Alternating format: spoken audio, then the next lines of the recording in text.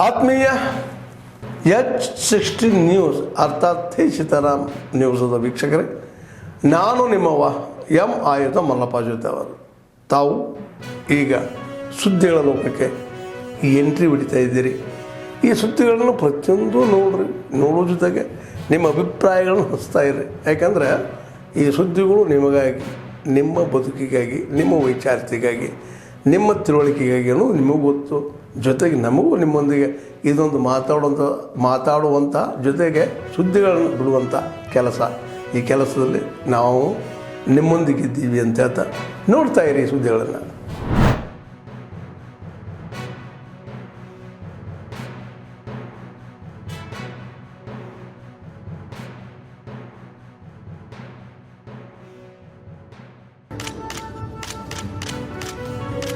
Governor साहब का सम्मान फेलिसिटेशन करने के लिए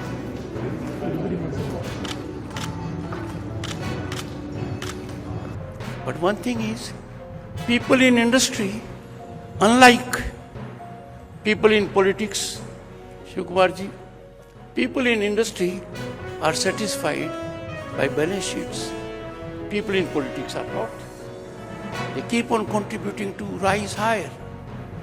And therefore, emergence of greenfield projects in the country is not at the pace at which it should be taken.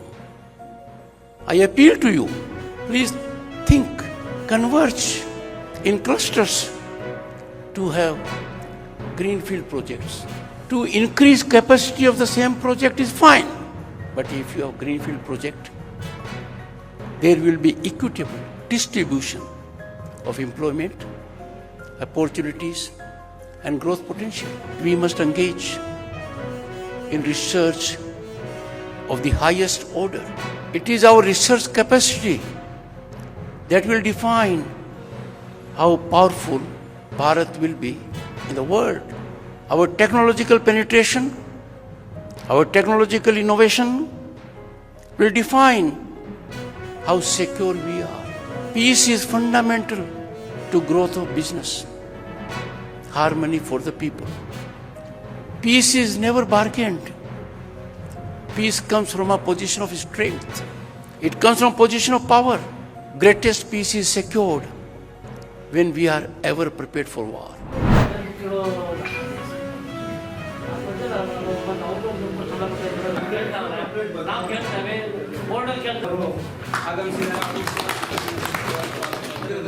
ಬೇಸಾಯ ಶಾಸ್ತ್ರಜ್ಞರಾಗಿ ಕರ್ತವ್ಯ ನಿರ್ವಹಿಸ್ತೇವೆ. ರೇಷ್ಮೆ ಕೃಷಿ ವಿಭಾಗದಲ್ಲಿ ಕರ್ತವ್ಯ ನಿರ್ವಹಿಸ್ತೇವೆ. ಕಾರ್ಯಕ್ರಮ ಹಾಕಿದೆ.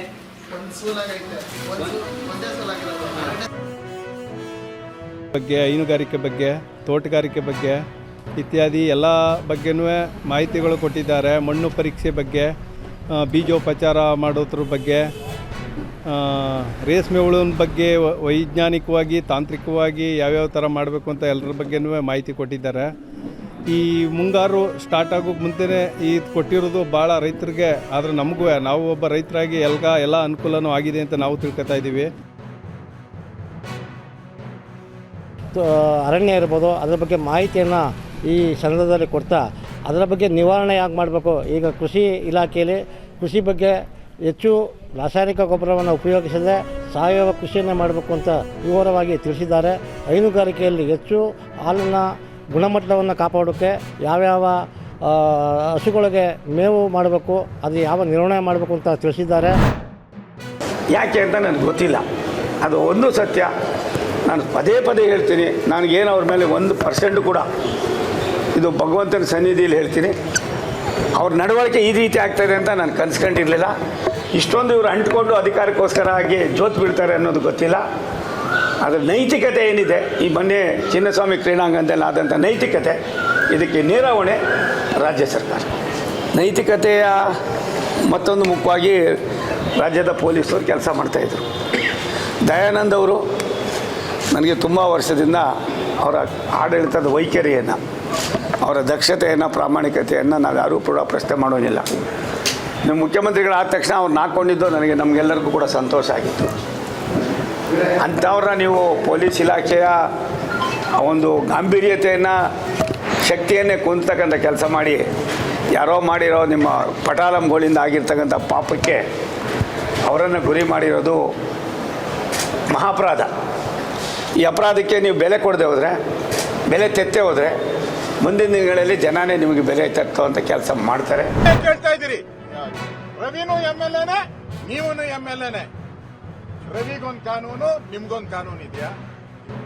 ಒಬ್ಬ ಅಧಿಕಾರಿ ರಿಪೋರ್ಟ್ ಕೊಟ್ಟ ಮೇಲೆ ಮಾಡಕ್ ಸಾಧ್ಯನೇ ಇಲ್ಲ ರೀ. ಕಾನೂನು ಪ್ರಕಾರ ಮುಖ್ಯಮಂತ್ರಿಗೆಲ್ಲ ಯಾರಿಗೂ ಅಧಿಕಾರನೇ ಇಲ್ಲ. ಒಬ್ಬ ಅಧಿಕಾರಿ ನನ್ನ ಕೈಲಿ ಆಗಲ್ಲ ಇಲ್ಲಿ ಅಂತ ಹೇಳಿದ್ಮೇಲೆ ನೀವ್ ಹೆಂಗೆ ಮಾಡಿದ್ರಿ ಕಾರ್ಯಕ್ರಮ? ಕೂಡಲೇ ರಾಜೀನಾಮೆ ಕೊಡ್ಬೇಕು. ನಾನು ಇನ್ನೂ ಒಂದು ಹೇಳಿದ್ದೀನಿ, ಎಂಟೈರ್ ಸರ್ಕಾರ ಡಯಾಸ್ ಮೇಲಿತ್ತು. ಚೀಫ್ ಸೆಕ್ರೆಟರಿ ಇಂದ ಹಿಡಿದು IAS ಮಂತ್ರಿಗಳೆಲ್ಲ ಇದ್ರು. ಇಡೀ ಸರ್ಕಾರನೇ ವಜಾ ಮಾಡ್ಬಿಡ್ಬೇಕು. ಇವ್ರು ಇಡೀ ಸರ್ಕಾರನೇ ವಜಾ ಮಾಡ್ಬೇಕು. ಅವಾಗ ಈ ಆತ್ಮಗಳಿಗೆ ಶಾಂತಿ ಸಿಗುತ್ತೆ. ಆತ್ಮೀಯರೇ, ಎಲ್ಲ ಸುದ್ದಿಗಳನ್ನು ನೋಡಿದ್ರಲ್ಲ, ಏನು ಅನಿಸ್ತು ನಿಮಗೆ? ಇದರಲ್ಲೇ ನಿಮ್ಗೆ ಲೈಕ್ ಆಗಿರ್ಬೋದು, ಡಿಸ್ಲೈಕು ಆಗಿರ್ಬೋದು, ಕಾಮೆಂಟ್ ಬೇಡಪ್ಪ ಅಂತೂ ಅನಿಸಿರ್ಬೋದು, ಕಾಮೆಂಟ್ ಮಾಡಬೇಕಪ್ಪ ಅನಿಸಿರ್ಬೋದು, ಶೇರ್ ಮಾಡಬಾರ್ದಪ್ಪ ಅನಿಸಿರ್ಬೋದು, ಅದು ಮಾಡಬೇಕು ಅನಿಸಿರ್ಬೋದು. ಏನಾದರೂ ಆಗಲಿ ಶೇರ್ ಮಾಡ್ತಾಯಿರಿ, ಈ ನ್ಯೂಸ್ಗಳನ್ನ ಹಂಚ್ತಾ ಇರಿ, ಜೊತೆಗೆ ಇದಕ್ಕೆ ಸಬ್ಸ್ಕ್ರೈಬ್ ಆಗ್ತಾಯಿರಿ ಅಂತ ಹೇಳ್ತಾ H16 ನ್ಯೂಸ್ ಅರ್ಥಾತ್ ಹೇ ಸೀತಾರಾಮ್, ಇದು ಸತ್ಯದ ಕೈಗೆ ನಡಿ. ವಂದನೆಗಳು.